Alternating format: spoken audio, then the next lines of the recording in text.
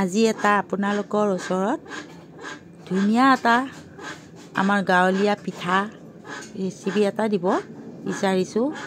এয়া প্ৰথমতে চাউলখিনি মই একাপমান পানী, গৰম পানী, কিন্তু গৰম পানী দি তাতে অকণমান চেনিও দিছোঁ, দি পিনে এনেকৈ আটাৰ নিচিনাকৈ বস্তুখিনি এনেকৈ মাখি আছোঁ আৰু তাৰপিছত আপোনাৰ এনেকৈ আটাৰ বনোৱাৰ নিচিনা একজেক্টলি এনেকৈ গুড়িখিনি এনেকৈ আটাৰ নিচিনাকৈ মাৰি ল'ব লাগিব। তাৰপিছত আপোনাৰ সৰু সৰুকৈ এনেকৈ লাডু বনাই তাতে কি কৰিব লাগিব, আঙুলিটোৰে এনেকৈ এটা মানে নাৰিকল ভৰোৱাৰ কাৰণে হেৰি কৰিব লাগিব, এটা শ্বেপ দিব লাগিব। এনেকৈ দিয়াৰ পিছত আপোনাৰ তাতে নাৰিকলখিনি মই আগতে ভাজি ৰাখিছোঁ, অকণমান নাৰিকল তাতে চেনি অকণমান গুড় মিঠৈ দি পিনে এনেকৈ মিছলটো কৰি ৰাখি তাতে নাৰিকলখিনি এনেকৈ আপুনি গুজি দি এনেকৈ মুখখন বন্ধ কৰি এনেকৈ বন্ধ কৰি দিব।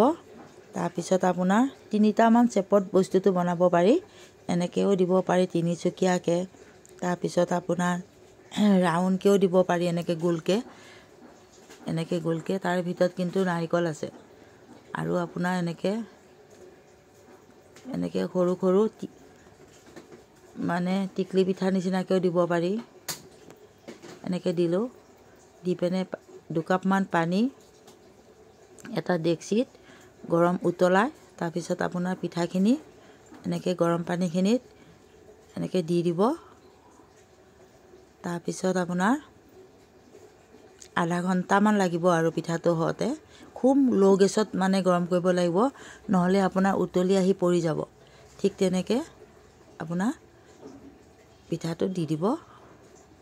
আৰু হয়তো আপুনি এয়া পিঠা ভাপতো মানে দি পিনে বনাব পাৰিব আৰু অকণ পানী দিও বনাব পাৰিব। এয়া মোৰ হৈ গ'ল, আধা ঘণ্টামান লাগিছে আৰু বস্তুটো কম হেৰিত দেখিবৰ কাৰণে। পিঠাখিনি আপোনাৰ এনেকুৱা হৈছে আৰু এয়া চাওকচোন, মই প্লেটত সাজিছোঁ, তাৰ ভিতৰত নাৰিকল আছে আৰু খাবৰ কাৰণে কিন্তু বহুতেই ভাল লাগে। তাতে অলপমান আপুনি চেনি